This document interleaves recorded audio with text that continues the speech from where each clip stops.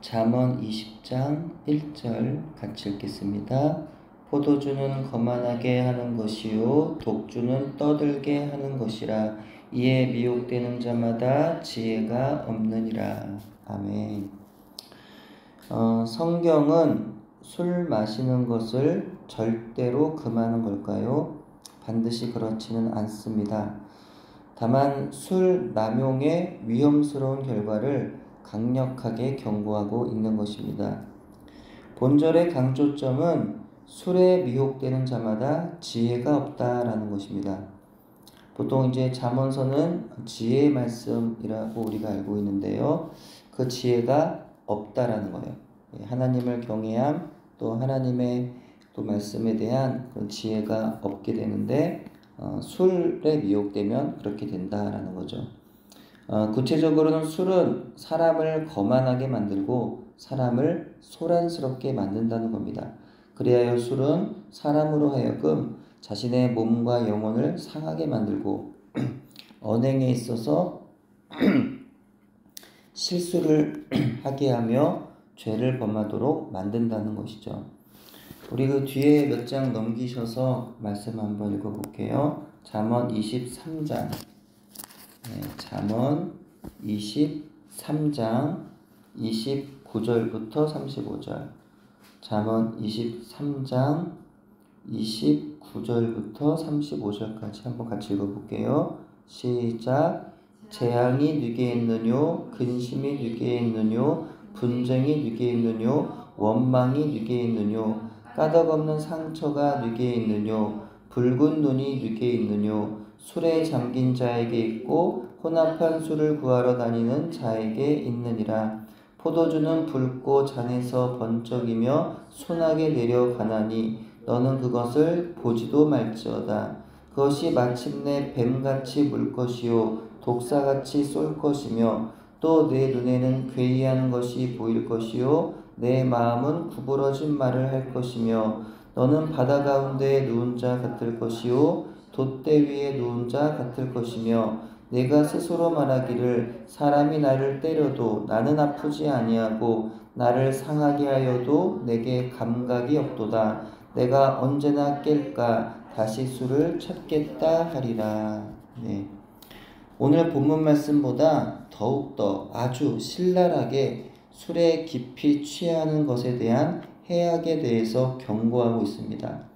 이는 술에 대해서 성경이 부정적으로 언급하거나 죄로 언급하고 있지 않다고 하는 주장에 대한 반대의 성경 구절이라고 볼 수가 있겠습니다. 재앙, 근심, 분노, 원망, 상처, 붉은 눈이 술 취함에서 온다는 것이죠. 술에 취하면 뱀처럼 사람의 몸과 마음을 사로잡아 감각을 마비시키고 이성을 잃게 만든다는 것입니다. 근데 그 술은 붉고 아름다우며 순하며 또 목구멍에 너무나 쉽게 내려가니 그 술의 모든 해악에서 벗어나려면 술을 아예 보지도 말라고 잠언 기자는 강력하게 경고하고 있습니다. 그만큼 술에 있어서 철저하게 자신을 절제하지 않고서는 이 술에서 오는 해악으로부터 벗어날 수가 없다는 것입니다. 얼마 전에 윤시윤이라는 배우가 예능에 출연하여 자신의 하루 일과를 보여주었습니다. 그는 스스로를 게으르다고 말하면서 그렇기 때문에 철저하게 절제하지 않으면 자기를 지켜낼 수가 없다고 말합니다. 그래서 하루 일과를 기상시간부터 잠자리에 들기까지 계획을 짜놓고 거기에 정확하게 맞추어 살아갑니다.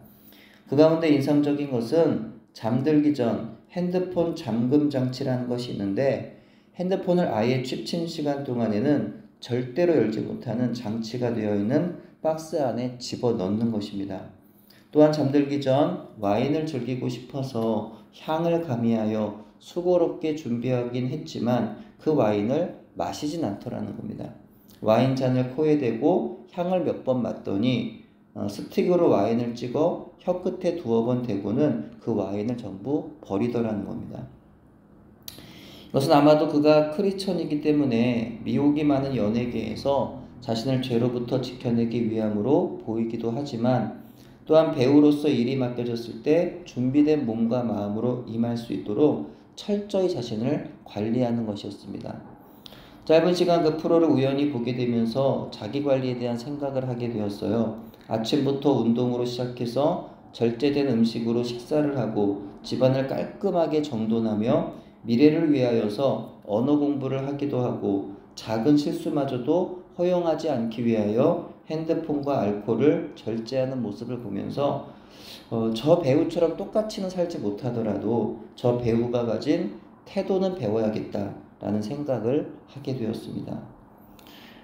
사람은 누구나 자기 스스로를 사랑하지만 그러나 한편으로는 누구보다 자기 스스로를 미워하는 사람처럼 행동하며 살아갈 때가 많은 것 같습니다. 자기를 사랑한다면 자기가 잘 되는 방향으로 생활해야 되는데 자기를 스스로 망치는 생활 습관으로 살아가는 경우가 참 많기 때문이죠. 아무 음식이나 먹고 아무 곳에서나 자고 자기 생활에 있어서 일정한 규칙도 없고 규모도 없고 절제도 없이 살아갑니다. 그러나 이런 생활 방식이 결국에는 다 자기를 망치는 결과로 돌아오더라는 것이죠.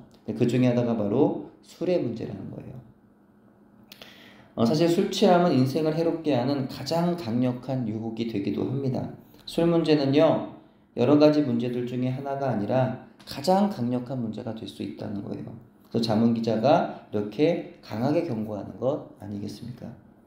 술에 취하면 신체 조정 기능이 마비되고 감각 기능마저 마비되므로 정상적인 활동이 불가능해집니다. 현기증에 시달리게 되고 일관성 있는 사유활동이나 판단 능력도 불가능하게 됩니다. 위험을 감지할 능력도 없게 되며 더구나 이미 육체도 그의 생각대로 움직여주지 않게 됩니다.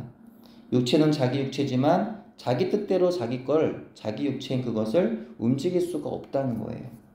술에 취한 사람은 손해와 대뇌 모두가 마비되므로 감각 기능에 혼란을 가져오고 사고 기능과 언어 기능 등의 착란을 가져오게 됩니다. 손해와 대뇌가 마비되어 정상 기능이 불가능하여지면 인간은 동물적 본능에 사로잡혀 극도 이기주의자가 되고 성적 욕정의 노예가 되어버립니다. 그로 인한 인격이 망가져 수치심과 자존심도 없는 사람이 되어 무례하고 파렴치한 인간으로 전락하게 됩니다. 술은 재앙을 불러들이는 원흉입니다. 술 취한 사람은 까닭없이 다른 사람과 시비를 걸어 분쟁을 일으키기도 하고 또 전혀 자신과 관계없는 분쟁에 말려들기도 합니다. 술로 인하여 이미 이성이 마비되었기 때문에 분별력을 잃고 횡설수설하며 감정의 흥분을 제어할 능력이 없어 포악해집니다. 이유 없는 살인, 다툼과 폭력, 파괴, 성범죄, 차사고 등의 형태가 나타나는 것은 이 때문이죠.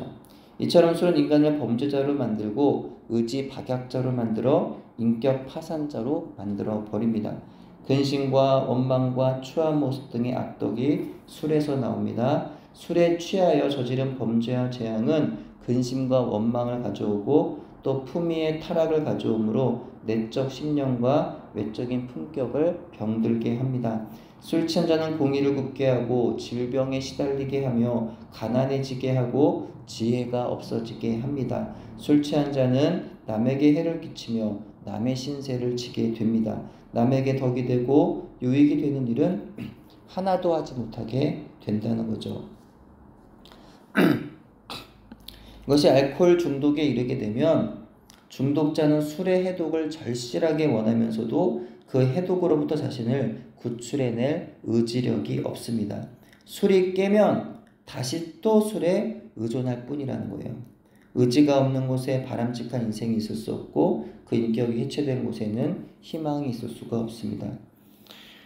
사도 바울은 에베소 5장 18절에 이와 같이 말씀해요. 술 취하지 말라. 이는 방탕한 것이니 오직 성령으로 충만함을 받으라. 물론 많은 분들이 주장하듯이 예수님은요 혼인잔치에서 물로 포도주를 만드셨고 바울은 사랑하는 제자 디모데에게 그의 잦은 병을 위하여 포도주를 약으로 적절히 사용할 것을 권면하였습니다. 게다가 오늘날에도 술은 음식을 만드는 데 있어서 재료가 되기도 하죠. 여기서 바울이 그 말하는 것은 단순히 술을 마시지 말라는 것이 아니라 술에 취하지 말라는 겁니다. 하지만 꿀이라도 과식하면 문제가 생기는 법이라는데 이 술을 많이 마시면 확실히 몸에 안 좋을 뿐 아니라 쉽게 불의와 방탕한 삶으로 가게 하여 몸과 영혼을 크게 해치게 될 것이기 때문입니다.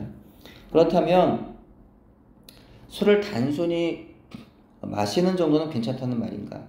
술을 마시는 것 자체가 죄냐 아니냐 굳이 묻는다면 죄는 아니라고 말씀을 드려요. 왜냐하면 술도 하나의 음식이고 하나의 음료이기 때문입니다. 하지만 말씀드렸다시피 술이라는 것이 너무 마시기에 좋아요. 그죠? 밥은 한참을 씹어야 되고 또 삼켜야 돼. 뭐 이런 어려움이 있잖아요. 뭐 물론 밥을 좋아하는 경우는 밥도 술술 넘어가겠지만 이 술이라는 것은 목구멍에 너무 잘 이렇게 술술 들어갑니다. 그래서 술이라고 하잖아요. 게다가 한번 취하면 그 해악이 이루 말할 수 없이 많다는 거예요. 술이라는 것이 한번 마시기 시작하면 취하지 않도록 절제하기가 매우 어렵다는 거죠. 때문에 자신을 절제하는 사람들은 안 믿는 사람이라도 술을 절제하는 것이죠. 특히 성령의 사람들, 하나님의 백성들에게 있어 영적으로도 해롭기 때문에 술은 피해야 합니다. 성령의 사람들은 성령에 취하여 성령 충만함으로 살아야 하는데 술에 취하여 술에 충만하면 성령의 지배를 받을 수가 없다는 거예요. 술의 지배를 받게 되기 때문입니다. 여러분 무엇에 취하며 살아가십니까? 술과 세상의 유흥에 취하는 것이 아니라 성령에 취한 사람, 성령으로 충만하여 성령의 지배하심과 인도하심 받는 여러분 되시기를 주의 이름으로 축원합니다. 기도합니다. 세속의 문화 가운데 살아가면서 의외로 많은 경우 누구나 취하고 경험하고 즐길 만한 것들에 있어서도 우리는 성도로서 피하거나 절제해야 하는 것들이 많은 것 같습니다. 하나님, 우리 모든 세상의 기준에 따라 사는 사람들이 아니라 하나님의 기준에 따라 사는 사람들임을 다시금 기억하게 하옵소서. 내가 먹고 싶고 내가 가고 싶고 내가 만나고 싶고 내가 누리고 싶은 대로 그렇게 내가 원하는 대로 살아가는 것이 아니라 하나님께서 원하신 대로 살아가게 하옵소서. 바라기는 우리 안에 있는 성령님께서 나의 마음을 만져주셔서 나의 원함이 하나님의 원함이 되고 하나님의 원함이 나의 원함이 되는 역사가 일어나도록 인도하여 주옵소서. 예수님 이름으로 기도드립니다. 아멘.